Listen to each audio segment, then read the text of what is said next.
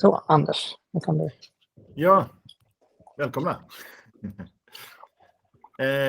Som ni vet så men det har varit förfrågan lite om online meetups. För att det är bra om man inte alltid är i Stockholm.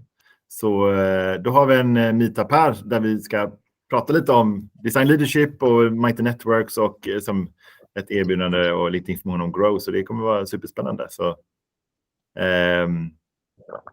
ja, det är typ det. Det är ju kul att höra vad det blir det här. Så agendan är, men precis, hej välkommen. Sen så har vi en presentation av oss, Design Leadership Community. Och där också har vi lite som ingår då, State of Design, Buddies och som vi håller på med. Och nästa meetup ska vi prata om, men inte bestämt. Och sen så är det då Crash Course Mighty Network. Den appen eller applikationen på datorn. Sen har vi det här om Grow då, som Frans kommer att presentera.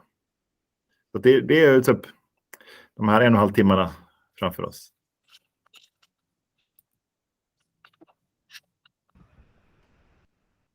Give it away, Lisa. Precis. Antonio, dig känner jag igen, men jag vet inte om jag känner igen dig, Anna, om vi har träffats i något sammanhang. Men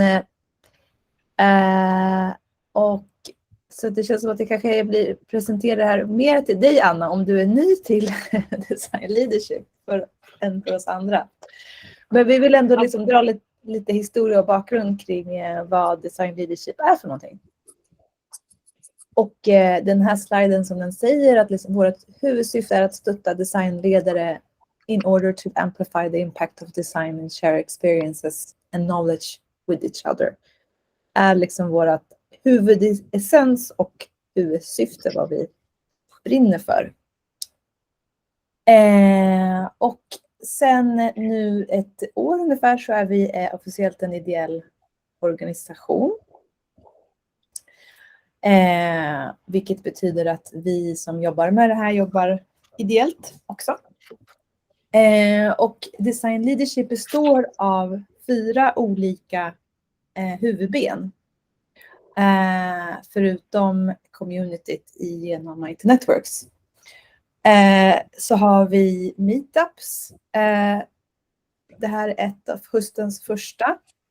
Vi tänker att vi hoppas att vi kommer hinna ordna något mer under hösten. Vi får se vad vi har för lite olika leads. Och om det blir digitalt eller om vi kan fixa någon träff där vi ses IRL. Och sen så kör vi ju Buddy-programmet som är ett program för framförallt designledare som är yrkesverksamma. Men ibland är det även lite som studenter som hakar på. Och det som är egentligen ett program som löper över nästan ett läsår kan man väl säga. Där man söker in till vårt budgetprogram och sen matchas man ihop med en profil som vi tänker oss man kan ha utbyte av. Och genom programmet så har vi även testat lite olika format i form av coaching, workshops och har bjudit in lite gäster på olika sätt för att liksom, och i dialog med de som är med i programmet för att se liksom vad för typ av coachning och vägledning har man nytta av och hur kan man också bli bättre på att coacha varandra i sin roll. Och sen så har vi ju State of Design som är en årlig undersökning av design Sverige, men det har väl blivit lite mera börjat sprida sig utanför Sveriges gränser nu. Och vad är vi uppe i nu, Jens? Hur många fick vi till slut i år? Det var 860 och sånt där. Ja, som har svarat på en rad frågor som just nu vi håller på och jobbar ihop för att få fram en sammanfattning av årets resultat. Hur ser framförallt Design Sverige ut? Precis. Och då i State of Design så har vi lite olika paket som man kan köpa sig till. Där man genom medlemskapet i Design Leadership får tillgång till, är det premium? Yes. Ja, yes. Och paid premium är väl egentligen främst till företag. Premium plus menar du? Premium plus. Ja. Paid premium. Ja, precis. Ja, precis. Och sen så har vi en basic variant också. Som där det liksom finns lite mindre data. Men ändå en mycket spännande data för att få en bättre insikt omkring hur det ligger till. Både i förhållande till löner, till vilken typ av metodiker folk jobbar med, till vilka program och bakgrunder. Och att det är en bred temperaturmätning.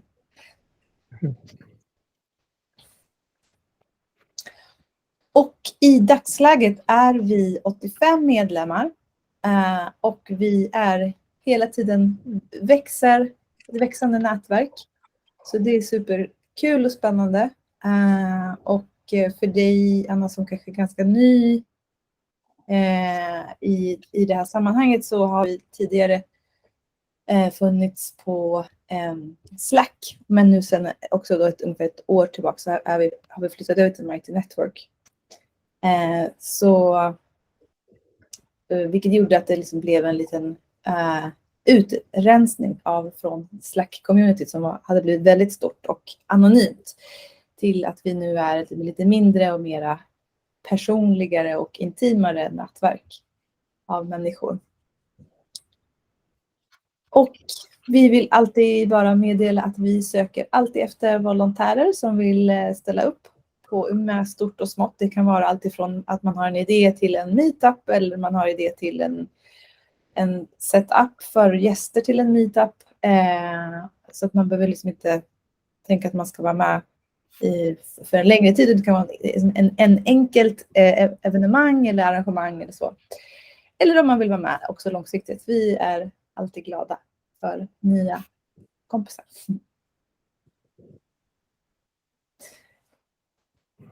Så det var det. Då slutar jag presentera, så får du ta över, Jens. Yes.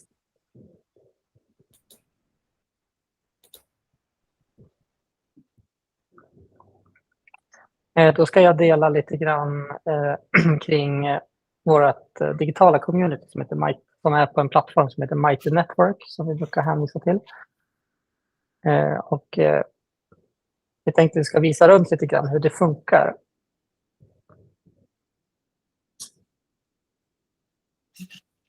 Och det är alltid svårt med sådana här digitala communities att få igång, man säger, diskussioner och kommentera och sådär. Så det är ju någonting som vi hela tiden jobbar på att få in fler och fler som börjar använda den här plattformen. Men jag ska gå igenom och berätta lite grann hur allting funkar. Därför det är ju så, när det är ett nytt verktyg så kan det upplevas som lite svårt att ta till sig. Men precis som på LinkedIn och Slack eller Facebook, så har man ju som huvudflödet där som allting postas egentligen. Så det är ju väldigt likt alla andra sådana här typer av communities. Det som kan vara bra att veta, det är här uppe så kan man ju gå in och skriva någonting och posta. Och så hamnar det här i flödet och då ser ju alla det. Och det är ingenting som bara, om man säger, vi som sitter i arbetsgruppen och styrgruppen som jobbar, som postar här. Utan vem som helst kan ju in och skriva saker och posta och länka till saker som de tycker är bra, eller ställa en fråga, eller ladda upp en bild eller en rapport eller någonting som man tycker är vettigt att dela. Och sen så kan man ju också i det här flödet, lite beroende på om man vill se sin personliga flöde eller Altium, min aktivitet. Man kanske bara vill se frågorna som ställs, då kommer de upp. Eller bara artikel eller bara event. Så kommer bara de sakerna. Så det är ett sätt att sortera och filtrera. Då. Och man kan även gå in och se nu senaste aktivitet, vilket gör då är det som om den som skriver kring någonting, svarar på någon artikel, då kommer den upp överst. Fast vill man ha det utifrån vad som är populärt eller när saker skapades i tid så finns det även det sättet att hitta informationen. Samma sak om man går in på en artikel. Jag kan ta som den här exempelvis. Så öppnas det alltid upp ett litet fönster. Och där kan man ju även gå in och kommentera och like och sådär. Och där hittar man även lite mera liknande artiklar. Då.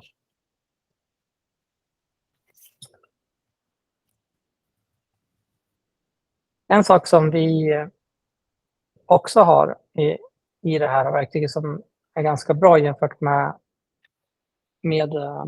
andra plattformar, det är att vi kan sätta upp saker som vi tycker är viktigt, som vi vill som fästa, som kallas för en feature section. Och där har vi lagt upp saker som har en mer fast karaktär. Kanske inte en länk till en artikel, utan saker som vi mer en innehållssida som vi tycker är intressant som många kan läsa. Då. Nu var det Anna här som kom in och skrev någonting också. Så det kan man ju också chatta direkt med medlemmarna. Men klickar vi här på en sån här feature, då får man ju upp lite mera information och sånt material som vi bygger upp en slags innehållsbank med information som kan vara intressant för dig som är designledare. Och du kan även gå in och titta på alla de som är fastsatta. Då. Och en del av de här kommer upp i onboardingen när du blir ny medlem. Då får man upp en checklista där man kan gå igenom och titta vad som syftet om man lägger dit lite mer information om sig själv och lite sådär.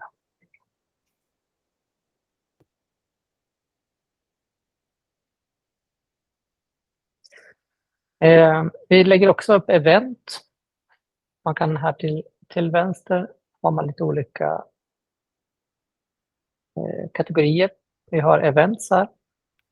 Och här brukar vi lägga upp saker som våra meetups. Som den här som kör nu.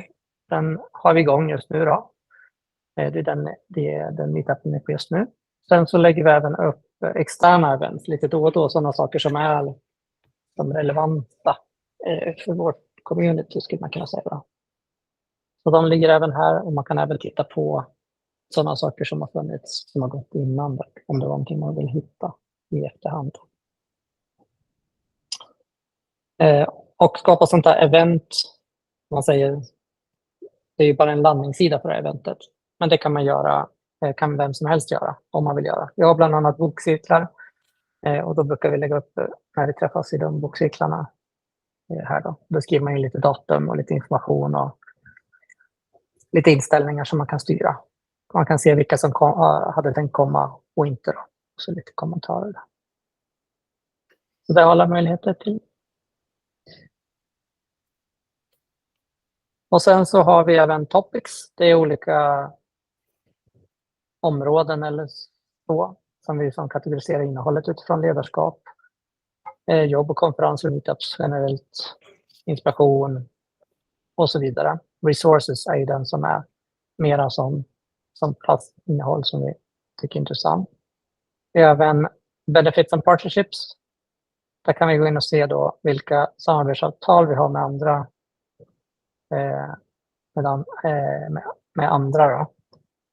andra leverantörer. Det kan vara konferenser och liknande. Så då finns de i den här kanalen. Då. Här brukar man kunna få rabatt eller liknande för dem. Då.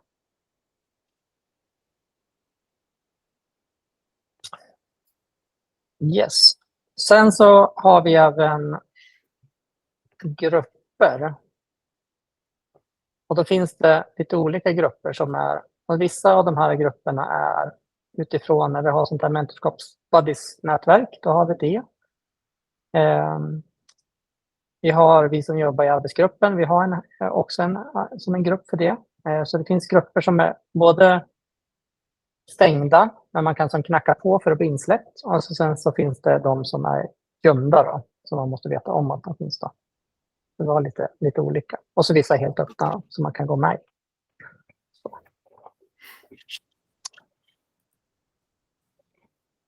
Vi har även vi har en sån, här uppe till höger.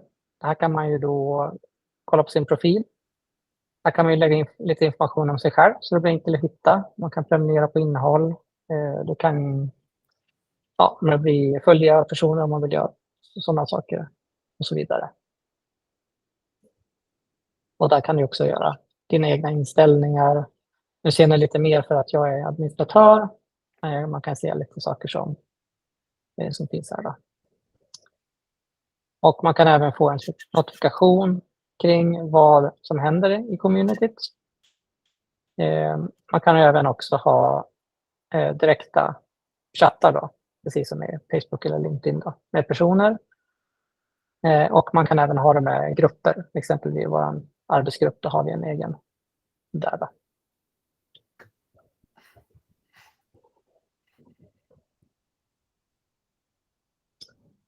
Yes. Sen så, det vi inte har kört så himla mycket, man kan också starta live, sådana här live videomöten också direkt ifrån den här plattformen. Vi har inte använt det hittills, men det är egentligen då har man som ett videosamtal så man kan ha en presentation eller så. Och det går även köra vi kan även köra kurser, men det har vi inte heller testat på speciellt mycket.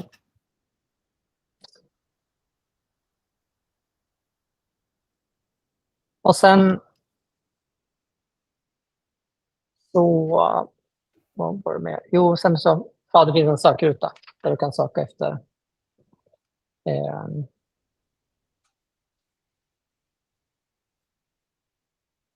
den brukar funka ganska bra den här söken tycker jag. Där du kan söka på precis vad som helst. Sen kan man leta utifrån grupper eller innehållet och sådär då.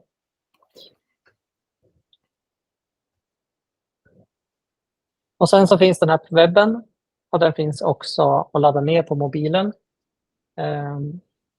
Och om man orkar så kan man ju som slå på så får man en notifikation om det är någon som skriver någonting. Vi brukar även ibland när vi postar saker brukar vi markera att det ska gå ut ett mejl. Så då får ni hem en liten notis om att det är någonting som har hänt. Men om man är på mobilen och vill ha notifikationer så kan man göra det då.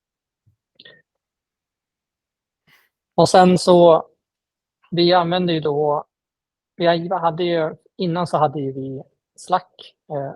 Vi gick över till det här för att vi ville få lite mindre grupp. Och sen så har det varit diskussioner kring så här, borde vi gå över till Slack igen? Det finns en integration, men vi har testat den och den har funkat så himla dåligt än så länge. Så vi har inte riktigt vill inte slå på den än så länge. Vi får se hur vi gör i framtiden då. Vissa uppskattar ju att ha Slack eftersom man har det på jobbet och på andra ställen då. Och sen så vi hanterar ju också själva medlemshanteringen i den här digitala plattformen, vilket gör att det blir mycket enklare att hantera som betalning av medlemskap och när man vill avsluta sitt medlemskap så allting hanteras digitalt och mer automatiserat.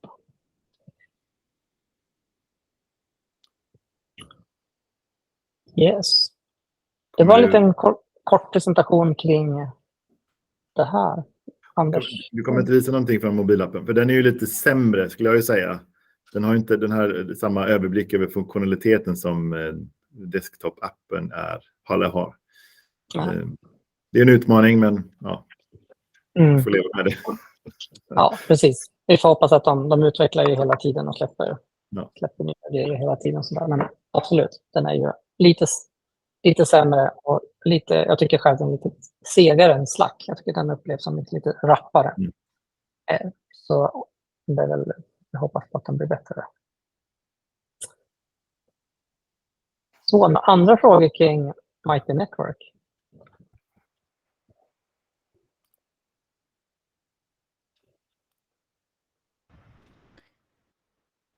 Vad har ni tyckt, Anna och Antonio?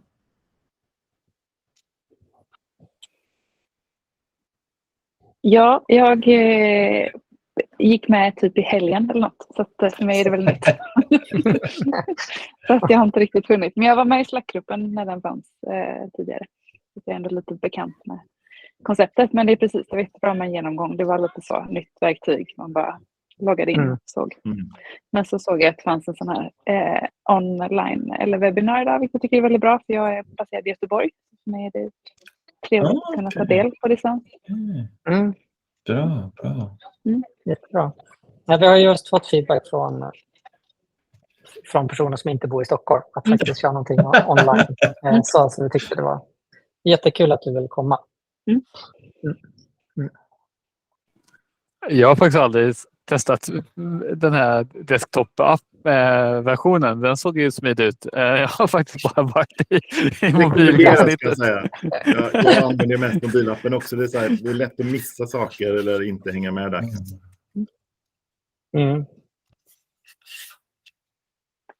Mobile first. Ja, precis. De har mobile second har de det. Mobile first, men sämre. Ja. Eleanor. Hej Eleanor. Hej Eleanor, jag såg att du dök upp här. Du är mutad. Ja. Ja, kanske kommer in sen. Bra, men då är vi egentligen klara med presentation av Design Leadership Community och Mighty Network. Skulle ni säga att det är liksom ett aktivt nätverk? Postas det mycket? Hur ofta ska man vara inne och hålla koll? Nej, jag tycker själv att det inte är Nej. så där jättemycket. Men jag har också fått höra att det är skönt också. Därför det är inte så, det blir inte så där, Slack kan ju lite grann upplevas som lite brusigt sådär. Medan här blir det mer att folk postar lite mera, om man säger någonting kanske som är lite mer relevant eller kanske sådär. Så det är ett lugnare tempo. Så. Och jag skulle säga att det kanske postas, kan det vara kanske max 5 grejer i veckan. Sådär. Ja, max. Definitivt max. Exakt.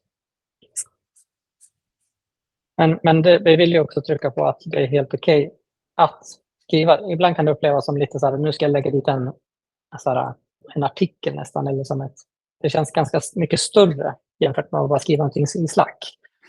Men det är helt okej att göra det.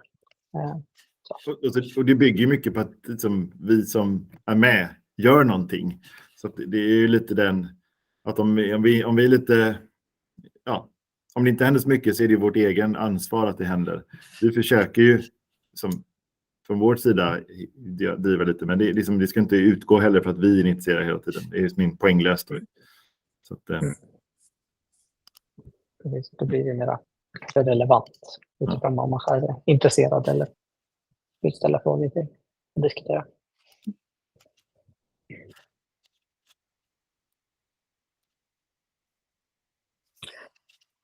Bra.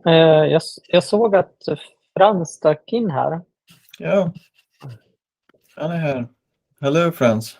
I hear my name in Swedish, so hello. we see that Frans snuck in here. I start feeling left out of the conversation. No. I just tried to decipher what the Swedish was about, but yes, deep discussions about the network. Okay, good. Okay.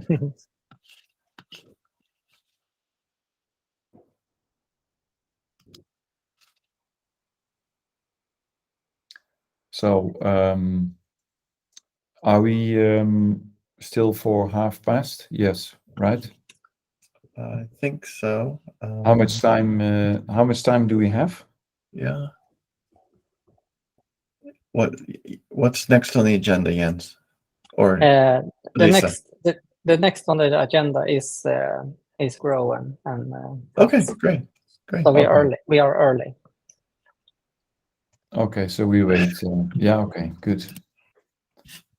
Okay. Then I will get myself a glass of water. 1 second. Yes, I'm back yeah. in a second. Sure.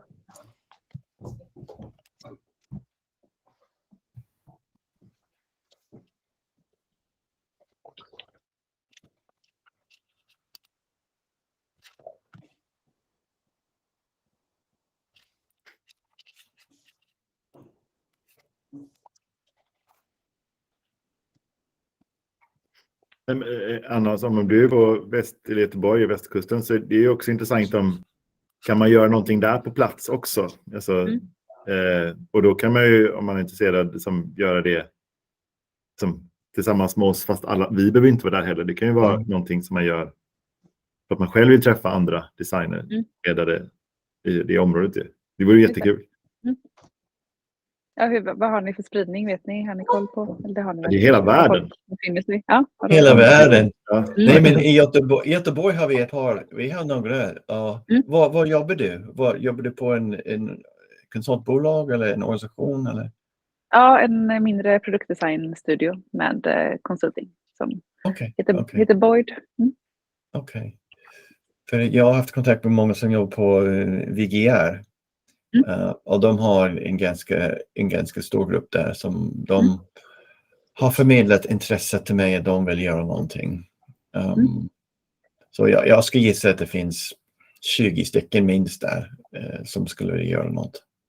Sen hade ju Karin Lycke och de här West Coast State of Design också i förra hösten, var det så? Eller våras var det? Ja, våras.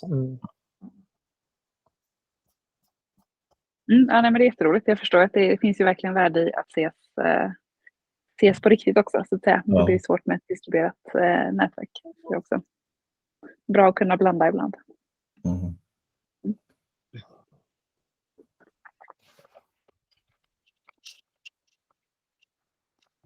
Jag vet inte vad Eleanor tog vägen. Kanske inte har kameran på bara. Men Antonio försvann.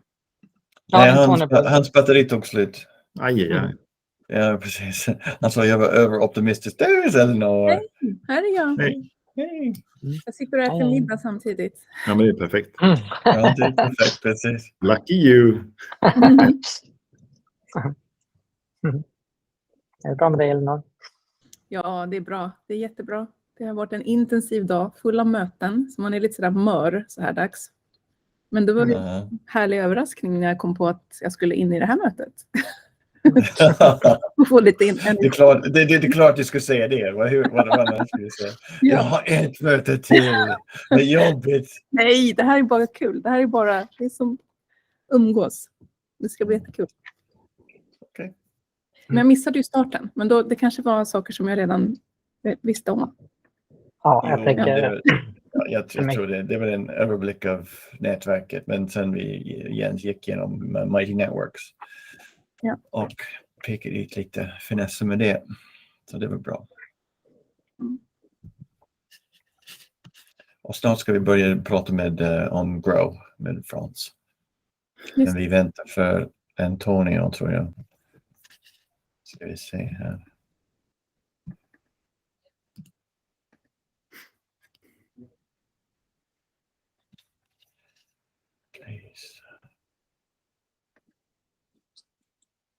Okay.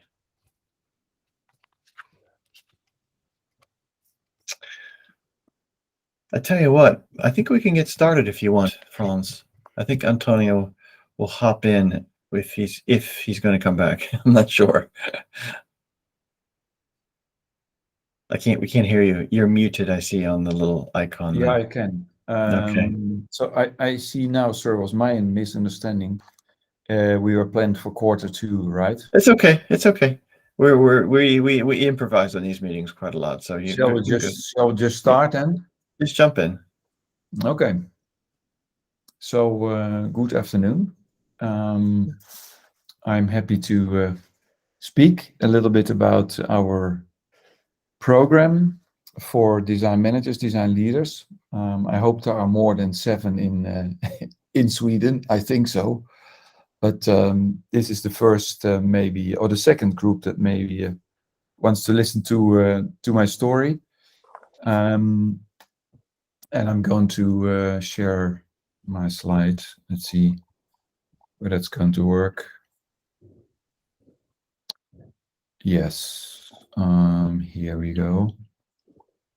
A window. No. I'm not so super experienced with Google stuff. I normally work in Teams. I don't know. Can you see this? No. No. What do you see? We see you. See. Can't share your screen. That's right, because you have to change your system, your security into your systems. Are you using a Mac? Yes. Okay, so you have to go into your system security and then allow Google Meet to go into. And I also think that you have to log out from this meeting and enter it again. Oh, and which security part of the software is that? Allow camera, I think. Allow camera. Or allow sharing screen or something. It doesn't come up automatically. I will try again. 1 second.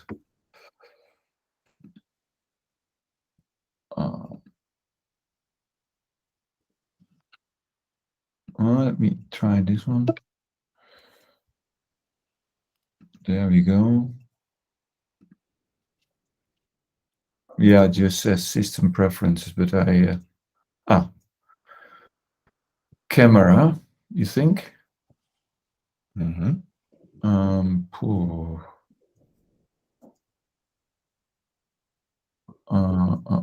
Google Chrome. I'm sorry for this, guys. Oh, no worries.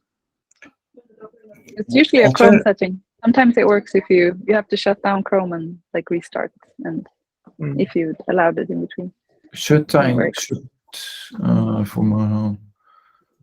I wonder if it's just the camera. Maybe it's also screen sharing somehow.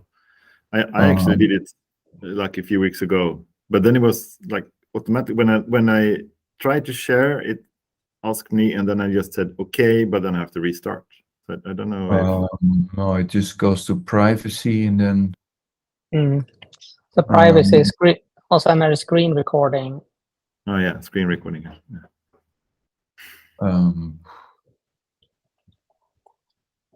Yeah, this is of course very amateuristic. I understand.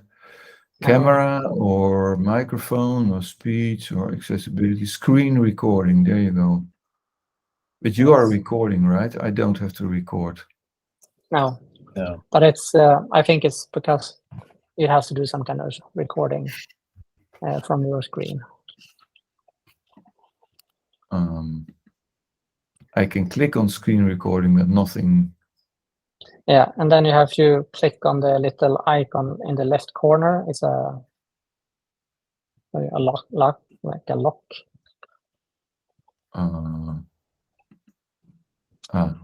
Okay. System preference, use password. Oh, nice. Yes. Let's see where this works. And then it opens, and then you check the Google Chrome. Unlock. Okay. And now I should do Google Chrome, yeah? Yes, you that, and then you can click on the lock icon again, and then it's locked. Google Chrome will not be able to record the contents of your screen until this quit. Yes, you have to quit. Exactly. Then you can Exactly.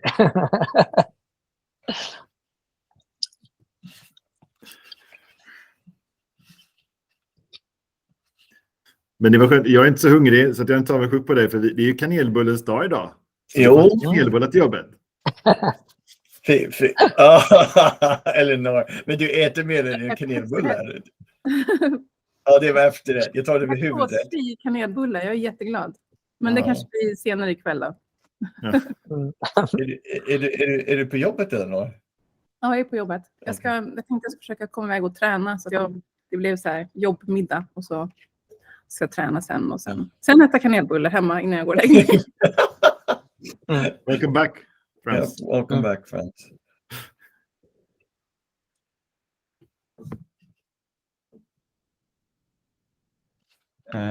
I just come home from my olive press, olive mill. So I'm, my head is somewhere else. 1 second. But now I think. Yeah. So now you try to share the screen. Now I think it's going to work. Let me see. Choose Yes. the window. Wow, it worked. You can see now PowerPoint, yeah? Yeah. Amazing. Yay. So, hey, good. Okay, willkommen. Willkommen and smakelijk maaltijd. That are the 2 words I know. Oh yeah, Eleanor, that was great. She gave you a thumbs up. Okay, here we go. You can see this, right? Mm-hmm. Okay, then let me start.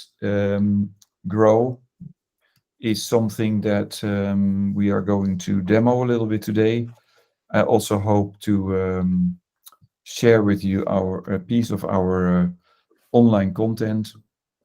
But I will first do a little bit of introduction about myself and about Grow, and then if we have some time left, and we'll run through some content in the live book that you get an idea what kind of content it is and how it is built.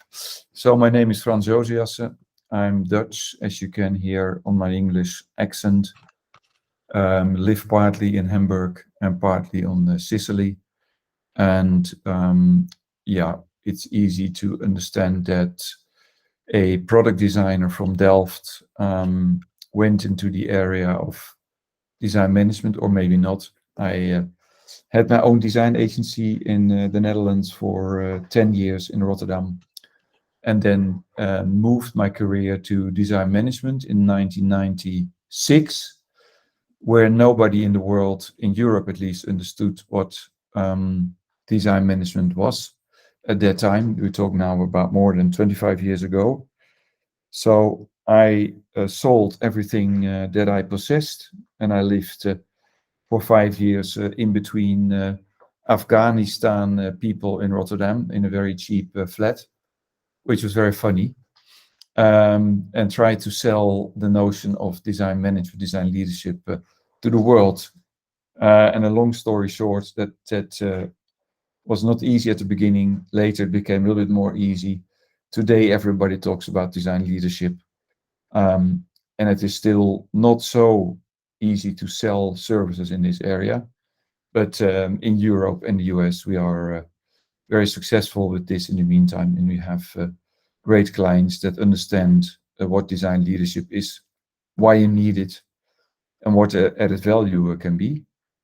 Just to understand my own thinking a little bit better, I also did an MBA in London in 1998 to better understand the business side, specifically how business people think differently from designers, and they do. So today, Empowering Design Leaders is our platform. We have 3 entities.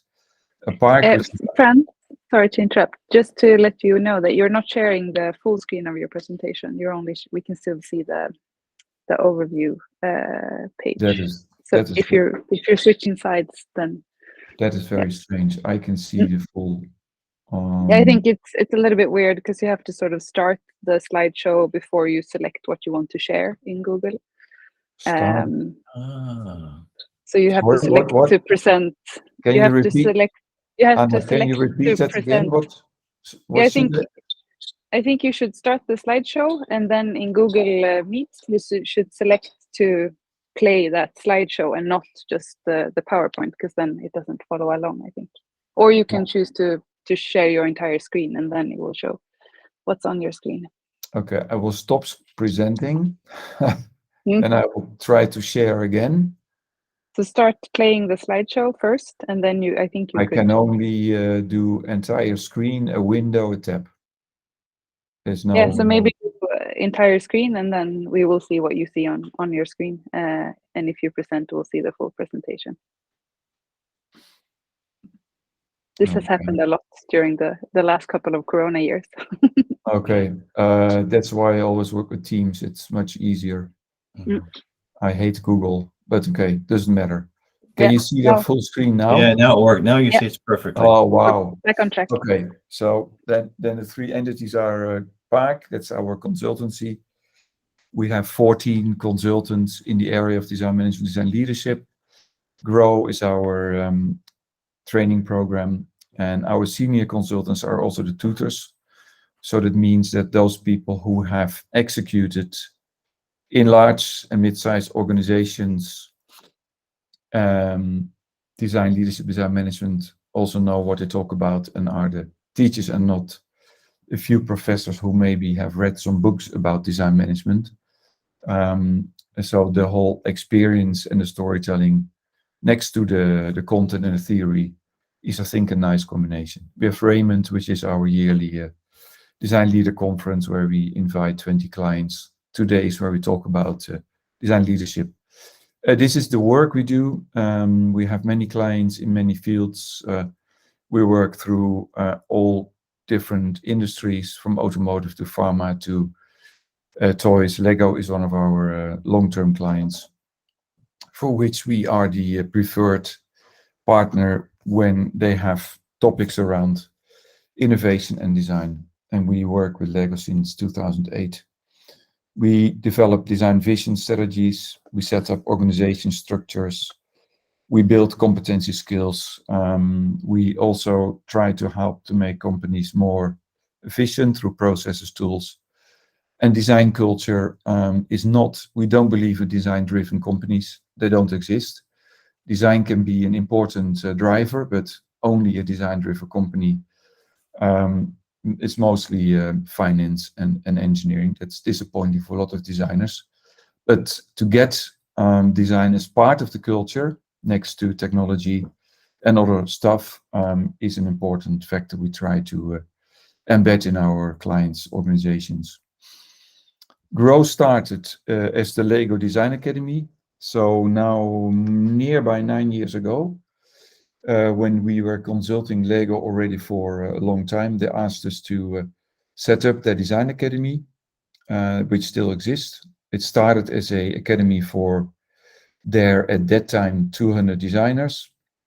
Now they have around 600 internal designers, and we have built their organization, built their capabilities and competence center, and the Lego Design Academy was an important part of that. And this is now an academy which all employees of Lego have to fulfill, sort of different programs. So also engineers, marketers, supply chain, etc., finance people, HR, have certain programs in this design academy, because to work with 600 designers is not easy in both ways. So you really need to understand what design is, how it works, that it is more than just making things beautiful, all the things we know as designers, but others need to understand better what it is. So the Design Academy at Lego was the start, and from there we developed this program. So we're the founders of the Lego Design Academy. We have two kind of programs: cross-company, which would be something we would love to do with you guys in Sweden, where groups from 8 to 10 participants from different companies, so cross-company, participate in a program of 40 weeks, or in-company programs, which are large organizations for which we run programs inside of the company, like Lego, but also Bosch, also Electrolux, also Unilever. So large organizations which have big internal design organizations. As I said, the tutors are consultants. We have created a lot of priority tools that you can, as a participant, work with, own, and also apply in your daily work. Many of our participants do this also after they finish the GROW program. And we have, of course, an international perspective as we work around the world. Why GROW? We want to have more impact with design. That's clear. At the same time, we hear a lot of designers still a little bit being frustrated about the fact that they don't have the impact they want. They want to work more strategic. They are not really understood, so they finger point a lot to others in the organization.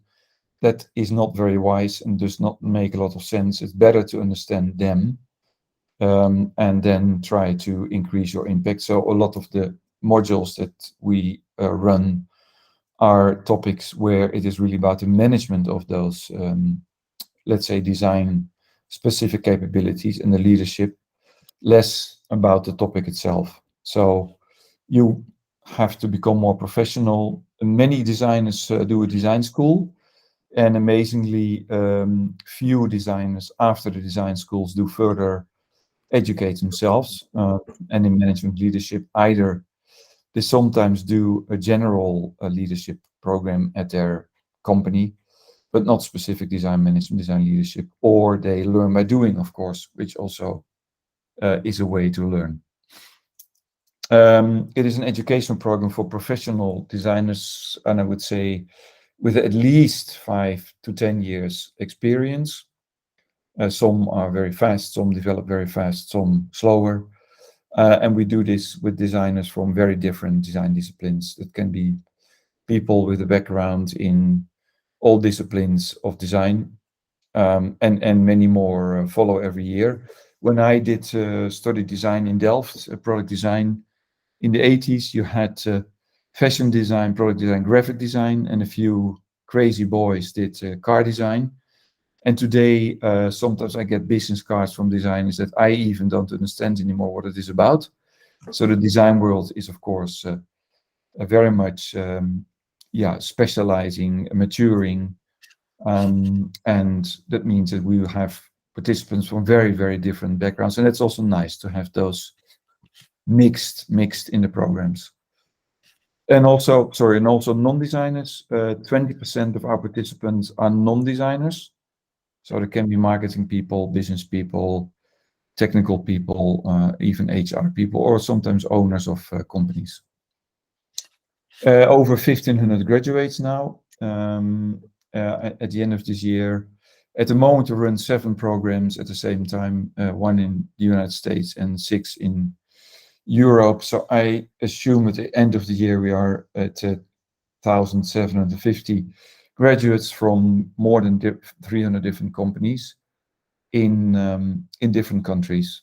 And again, the people come from small design agencies to large organizations and everything in between. And also in company programs, as I said before, for very different companies, management consultancies, big, large organizations, or design agencies. Over the years, we have developed, this is a slide which I should update because 2 weeks ago we added a last module, design thinking. So we are now at 18 modules. In a program of 40 weeks, we have to select 10 modules. So we do this together with the partner. And you can see here the very different subjects. So every time you see design value or design research or design language, it's about the management and the leadership of that. Yeah. So we always start, of course, with the basics, and then we extend that. What does managing and leading design value mean? We have originally created these modules. That was kind of the core of the program. And over the years, we have been adding new modules. And we are in the process of next year this year design innovation will be ready, and next year design and business. This is kind of the framework that we have put together. Yes, with design we want to create value, right? In a commercial environment, we need to show our stakeholders that design is not only creating great work, but also it adds value to the companies, to the consumers, to the planet. So that means that we have to manage and lead many components. And the list you see here, or the graphic, is just it's not the endless list, but these are main topics. And anytime we feel that new topics pop up, for example, at the moment, system design, social design, governmental design, we will add new modules because that's what our clients and our users ask for.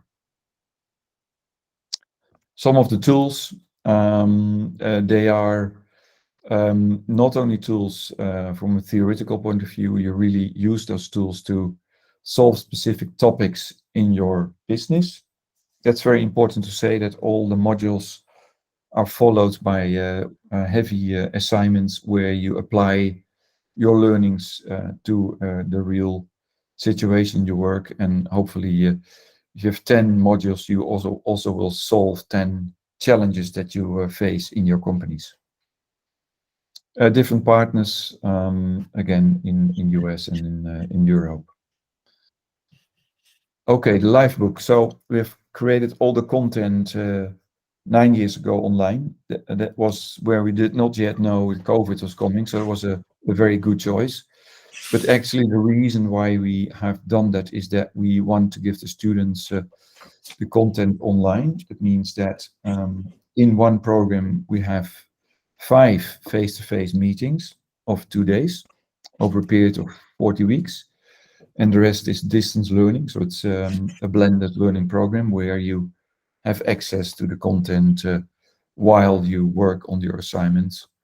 And any participants that pays the contribution for a program still has a year after finishing the Grow program access to the content. After that, there's a subscription model.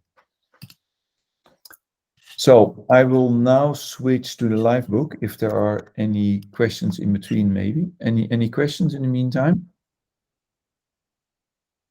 From your side? I think it's All good. clear?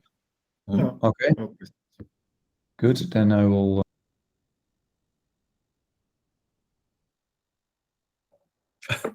Man. Oh no! Then I will leave. The live book went down. The live book is dead. It's no longer alive, the live book. Jag hoppas att han insåg själv att han försvann och att han inte pratar vidare. Det har ju hänt folk, typ. Så Jag hoppas inte det.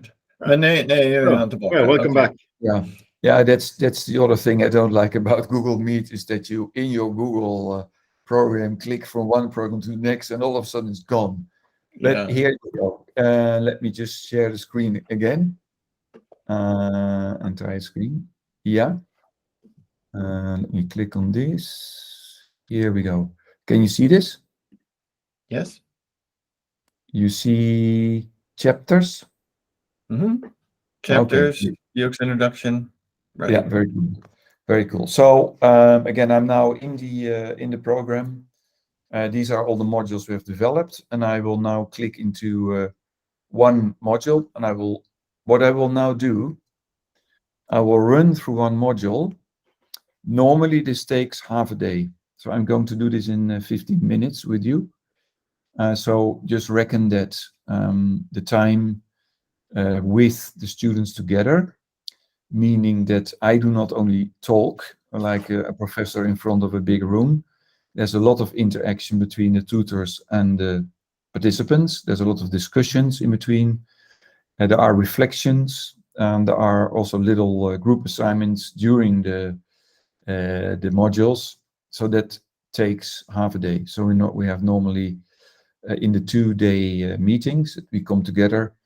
We have 1 day with 2 modules of half a day, and then the other day is reserved for presenting your work. So your assignments you present to your peers, and that's also an important part for us of the program, that you learn to present, that you learn to communicate in an impactful way, because that is what we know from our consulting work with design agencies and design departments, is that designers in many cases are not great presenters. And so this is what they exercise 10 times. And it's not only presenting, it's also Q&A, how to work with comments you get. Don't be offended. insulted. Designers are very sensitive people, so often when people say something about the design, they tilt. So that's what you all learn when you go to the level of design management, of course. So all the modules are more or less built in the same way. We start with an overall introduction on the topic, in this case, design value, and then we go to theory and some industry practice. So we show some case studies. Most of that work is with our clients, also some interview with companies around the topic, which are, in this case, per accident to Swedish companies, Assa Abloy, and Husqvarna. And then we have your practice, which means that we are going to explain you the core tool, in this case, the design value canvas, with which you have to fulfill your assignment. There's a little text module overview. For each of the modules, you have to do a little preparation just to get your head around the topic in advance. And then we go into the topic. And again, I do this very fast. So we first start to just discuss, okay, for the participants, what does great design mean to you? Yeah, so tell us about great design. Why does it represent a value to you? Maybe more as a consumer than as a designer. Just some examples. And then we discuss that and say, okay, actually in discussions, we find out there are three kinds of values: aesthetical value, functional value, emotional value. Here we have more examples, of course. The whole life book is full of examples, case studies, where we lead the students through and discuss those. Yeah, the main topic is that we are introducing in this specific module some basic economics. So one of the basic economical modules is perceived value against price. And that is a basic module that can be very much influenced by design, right? So it's not just about value, it's about perceived value that we like to influence our consumers, that they are prepared to pay more money. So it's all about adding value and ask for a higher price. Why do we do this? Because our clients or our companies where we work with need to create this value so that they can invest in new technologies, in new everything to create those propositions that consumers like and then are prepared to pay money for. And as designers, we need to create those services, websites, products, packagings in a successful way. So this is kind of vicious circle, of course. If we do it well, companies pay us a lot of money because we want to get away from design is cost, and we want to get away from we pay design by the hour or by the day. No, we want to pay design by the value they create. So the moment as a designer or as a design agency, you can get into a position where you don't have to show any Excel on how many hours or days you spend on a project, but can prove the value you create, you get into a much better position, not only financially, but also in, let's say, in impactful relationship, partnership with your clients. Here we start to show, except from Apple, 3 of our client projects, where with the help of design, companies became super successful. Later we'll add some of the numbers to it. We do this step by step. But it's not only about adding value to companies, of course, and consumers. It's also by adding value to society, to the planet. So here we have just some little videos that we play in the live book. We do not play all these videos during the program. There's a lot of self-study here that people can look later in the times in between. So some of the chapters end with a summary, and later you will see also some end as a reflection. By the way, on each of the pages you can make notes. So what I save those notes and I can find those notes back. It's very important that if the tutor works with you or you have discussions, maybe you write down, oh, next week there's an interesting model. I want to apply this to my job. Then you save this. It's all in your life book. So it's all in one central place. And later you can you can find your notes here. And if you just go back, then you find the page where you made the note, okay? So we come back to value. Very important is that the notion of cost of design against the revenue. Not many companies know the cost of design, and not many companies know the revenue through design. That's actually a very dangerous position, because if the costs of design are higher than the revenue through design, you should actually not be in a position to start any project, or you should not be in a position to cost as a function money. Yeah, if your function cannot show to the CFO that you bring more to the revenue than your cost, then you are in danger. And that's what this module is about. How do we calculate those costs and the revenue? Yeah. But good design is good business. This is not new. We as designers know this, but do the business people know this? Not all. There are, of course, some great examples like IBM, a company that has always embraced design. Over the last 60 years, the company has moved completely from a hardware company into a software and IT consultancy, and also is the biggest design agency in the world. 2,000 people, IBM Design, with 16 locations around the world, and they understand how they can add value to the clients of IBM. IBM has chosen to build this competency themselves, not like McKinsey or Accenture or all the others to buy those from outside, which gives big integration problems. They have done it inside, very clever, and are super successful. You can read you can always download more stuff if you want to deep dive in all these case studies. So there's a lot of content here. And now we start to see, okay, is that today's proof, financial proof? Yes. Here we have some case studies from clients. For example, Decathlon, one of our French clients, where design, a big internal design function of 180 designers, add a lot of value to the business, come with new innovations, new designs. This is just an example of a new category they created kind of 8 years ago with tents that unfold themselves. They were the first in the market. And here you have just some numbers that prove that value, but also other. This is a new in-flight experience. Here it was about weight reduction, millions pounds every year. That is what Virgin Atlantic saves by a lighter design. So a reflection, as I said, as an example, do you know a company close by where design has undoubtedly added economical value? And all the people would say, Apple, yes. And then we say, okay, cool, but do you know the numbers of Apple then? Because we want you to start to think in numbers. So then we start to ask the people some basic questions. What is the revenue of Apple? What is the profit of Apple? Or do they invest in R&D? Or do they invest in design? And how many designers does Apple have? And 99% of the designers do not know these numbers, okay? So we want to prepare the people who complain about that people do not understand them and think they add a lot of value, and start to think in numbers. Because as designers, if we don't have numbers, it's difficult to prove the value. Because the people who wants to hear that value think in numbers. Okay, so not everybody's convinced, right? So we hear all these comments all the time, all the day. Design is not so important here.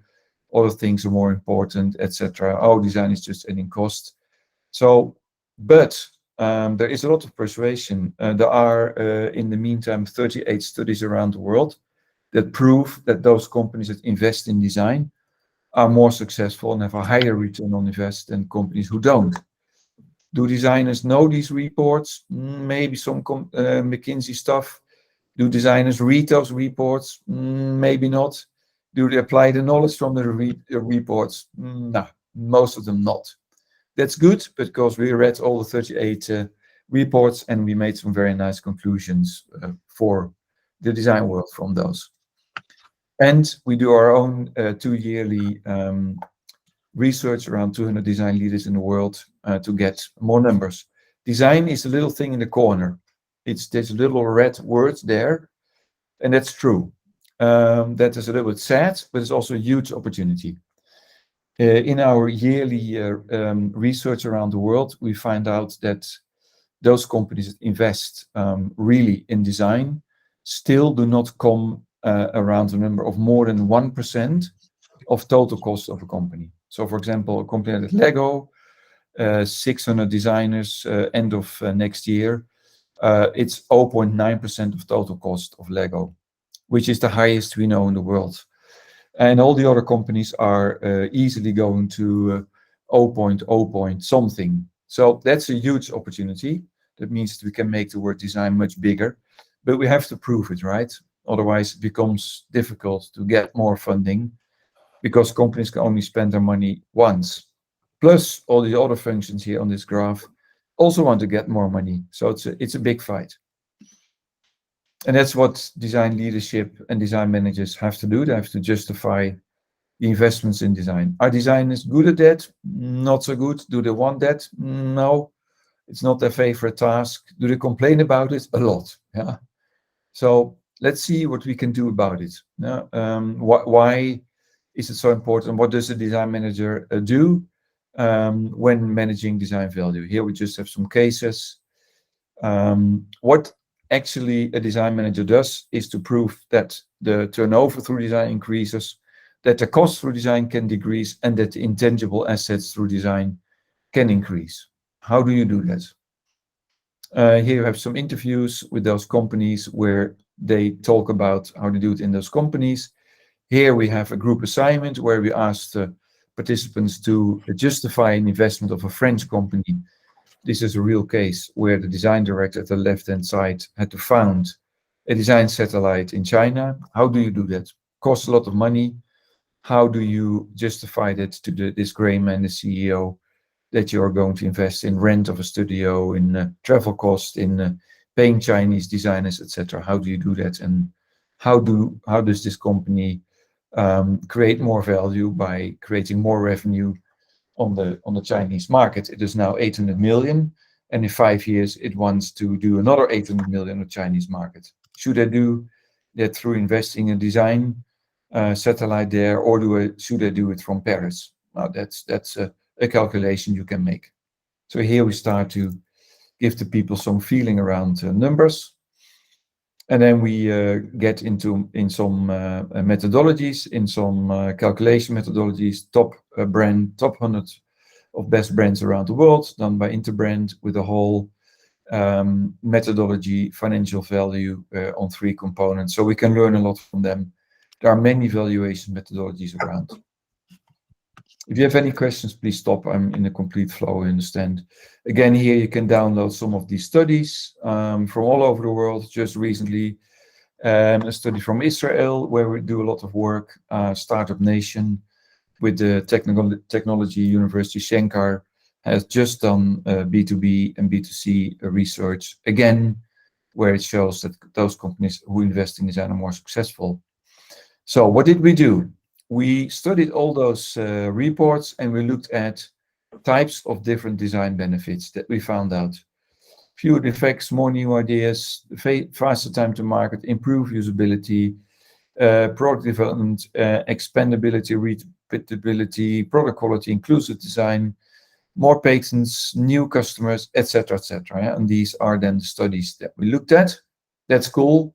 We found patterns. You see that a lot of those benefits we found in different studies, and we summarized it for you. Now here again, you have all these actions, and we summarized it in 10 kind of benefits, everything from better customer experience to stronger brand loyalty, more efficient processes, higher level of employee collaboration. And then we said, okay, that's cool. What are the matrices about that? Yeah, because we need to calculate now. So we need business metrics, yeah? So stronger differentiation from competitors is higher price, higher sales volume, higher market share, lower marketing costs, etc. These are metrics that business people, marketing people know, understand, and calculate with. So if we, as designers, can use the same metrics, that's cool. Okay? Some more basic economics about revenue against cost and investments. Return on invest, just to give the designers the basics on how to calculate that. And then we go to the case studies. We are very fond of the Design Effectiveness Awards, the only award that we know worldwide where you really have to apply for a business case of showing that your design is good and not just 80 jury members, red dot, and EF that thumbs up, thumb down. I like the design. Don't like the design. They only have 40 awards a year and not 500, because then you can sell a lot of big books and earn a lot of money with red dot awards. This is a non-profit organization, and go to their website. Most designers don't know this. And you found more than 200 case studies around impact and proving the value of design. Like this one, and like this one, which was just sold to Airbnb for a lot of money. Good. More to study. In every module we have more to study. If you want to deep dive and you have not learned enough, you can start to deep dive on any of these topics.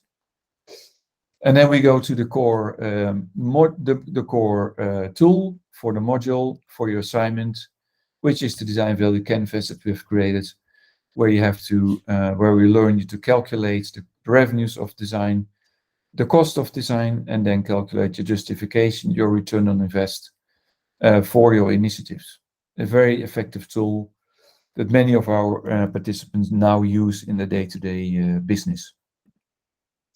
That is your assignment. You have to create your own case. You have to choose an initiative in your company, describe the context. It's all interactive, so you can just use this template.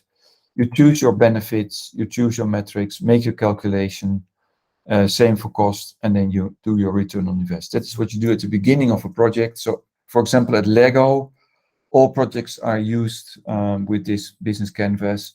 If at the beginning of a project, as part of a design brief, a project has not a positive return on invest, either we have to recalculate the revenues or the cost, or not start with the project. So at Lego, this design value canvas is really also used to, let's say, prioritize projects. Okay. That's my very short presentation. And maybe Jens and Christoph can check whether I did it as clear as the first time. I don't know. It's always a rush and it's always very fast. It was super clear. Actually, this is, I think, the third time I've seen it, maybe more than that. And it's, I would say this is one of your best ones. Okay. And I'm going to say it's probably the whole olive oil experience that made it. My hands still smell not olive oil. Yeah. And I want to learn more about your adventures in Sicily at another time. Cool. Yeah, that was really good, Frans. Thanks for going. So this is just one of those modules, right? And again, this normally takes half a day.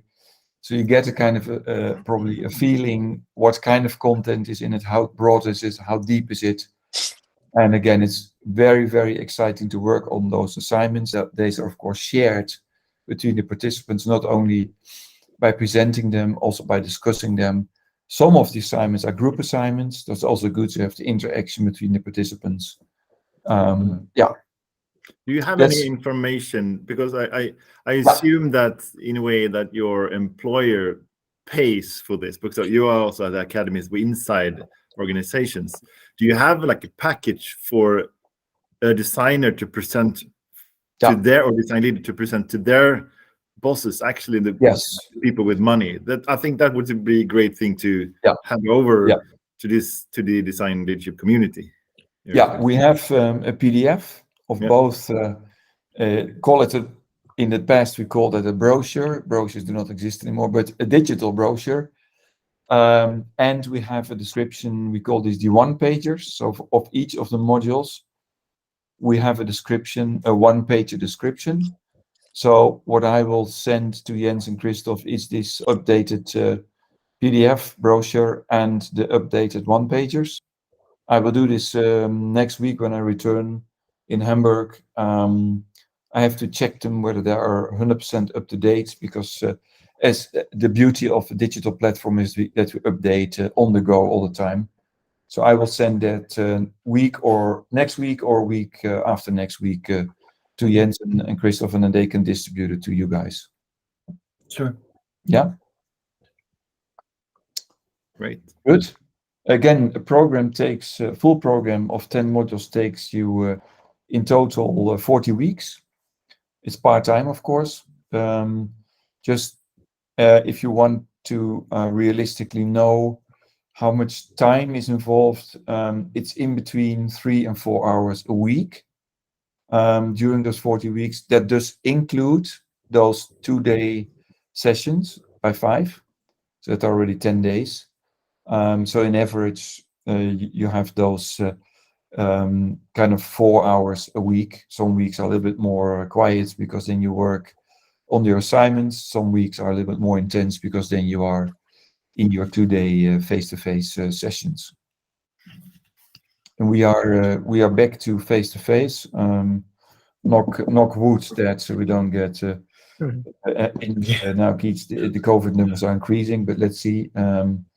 But we had, of course, in the COVID time, online sessions, and we are, since I would say beginning of this year, we are back to face-to-face meetings again, which really makes sense because just the interaction between us and the students, and also between the students itself, is of a much higher quality, of course. Right. And you mentioned that there's a number of groups that are ongoing now in Europe. And we talked about trying to get something going in Scandinavia, Sweden to be specific. But that you would need a number of, I think it was like 10 people you said. I think, there I'm a very pragmatic Dutchman. It's in Holland they're saying it says every start is difficult. And so also we need to invest there a little bit. And for us, the bare minimum to have the right interaction is 6 for a start. That's commercially for us break even. We are prepared to do that to enter the marketplace. But the nice, let's say, just also not only commercially but also to have the great interaction is a group between 8 and 10. If it gets bigger than 10, then commercially can be interesting for us, but then we lose quality. Because we really want to have enough ability for the tutor to have also one-on-one relationship with the participants, because they're very different in background, different in experience, different in size of company. So we really have to get into the shoes of all the participants in the right way. If the groups get too big, then it gets too generic, and we cannot really deep dive in the challenges that all of the participants face towards these topics. So 10 is a nice group, sometimes 12, but it's already the super maximum. And if we have more participants, for example, in Norway, we do now, we start in February our 15th program already in Norway, in Oslo. And at the moment, we have 2 programs in parallel because there's so much participants that there was a waiting list, and therefore we started the second program in October. Yeah. Okay. Thank you once again, Frans, for taking the time to explain it to us.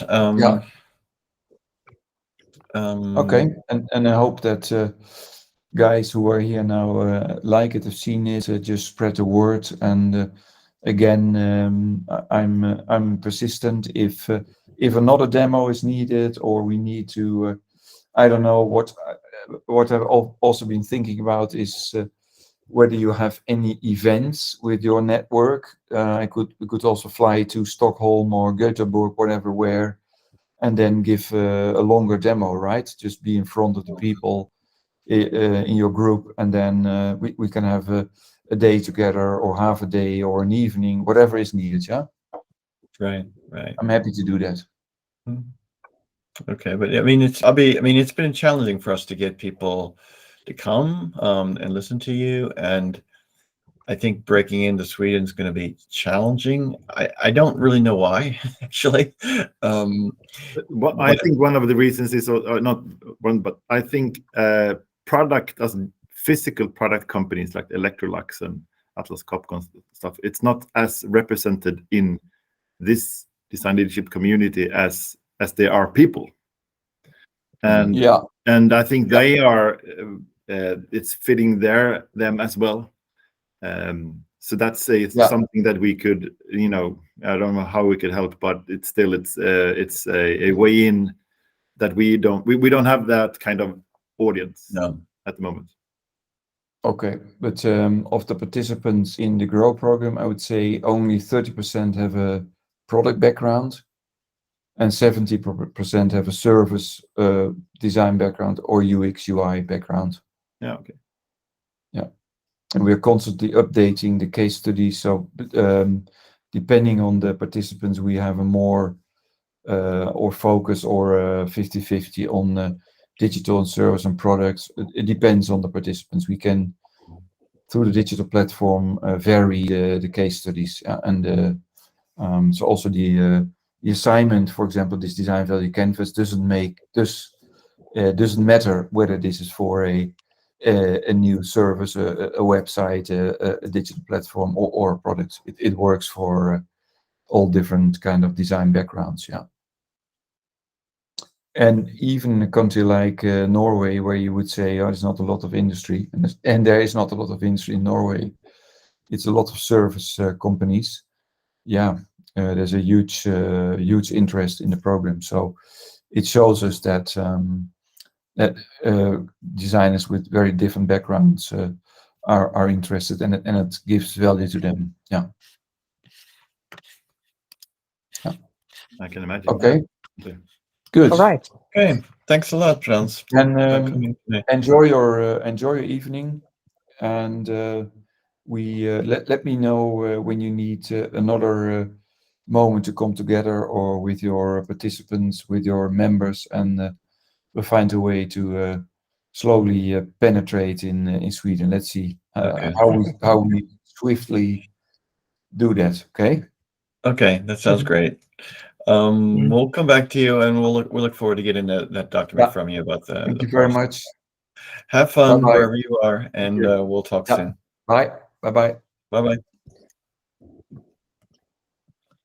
All right. Yeah. Då jag tar oss avslutar inspelningen här. Precis.